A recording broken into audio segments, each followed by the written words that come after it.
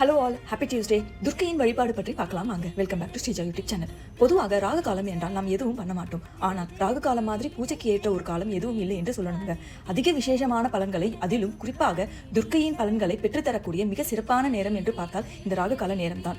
துர்க்கை என்ற தெய்வம் ராகு என்கின்ற கிரகத்தின் அதிதேவதையாக விளங்கக்கூடியவர். துர்க்கம் என்றால் அகழி என்று அர்த்தம். நம் வாழ்வில் உள்ள அனைத்து பிரச்சனைகளிலிருந்து நம்மை பாதுகாத்து நமக்கு உயர்வை பெற்றுத்தரக்கூடியவள் தான் இந்த துர்க்கை அம்மன். அனைத்து சக்திக்கும் தனிப்பெரும் சக்தியாக விளங்கக்கூடிய பராசக்தியினுடைய ரூபத்தின் சக்தி தெய்வமும் இந்த துர்கா தேவி ஆவாள். இந்த வழிபாட்டின் பொது பலனாக எடுத்த காரியத்தில் எதுவானாலும் அதில் வெற்றிதான். செவ்வாய்க்கிழமையில் வழிபாடு பண்ணால் திருமண பிரச்சனை, கடன் பிரச்சனை, வறுமையின் பிரச்சனை, ராகுதோஷ பிரச்சனை, ராகு திசையினால் வரும் பிரச்சனை, அதை போக்குவதற்கான ஒரு அற்புதமான நாள் செவ்வாய்க்கிழமையில் துர்க்கையின் வழிபாடு. வெள்ளிக்கிழமையில் வழிபாடு பண்ணால் குடும்பம் பலம் பெறும், கணவன் மனைவியின் ஆயுள் பலம் அதிகரிக்கும், தனித்துவமான வேண்டுதல்கள் நிறைவேற்றுவதற்கும் வாரிசு வழியாக வரும் பிரச்சனை நீங்குவதற்கும் சிறந்த காலம். ஞாயிற்றுக்கிழமையில் வழிபாடு பண்ணால் நோய் பிரச்சனைகள் நீங்கும், எதிரியின் தொல்லை நீங்கும். ஓம் ராகு கால துர்க்கையை போற்றி போற்றி. தேங்க்ஸ் ஃபார் வாட்சிங். சப்ஸ்கிரைப்.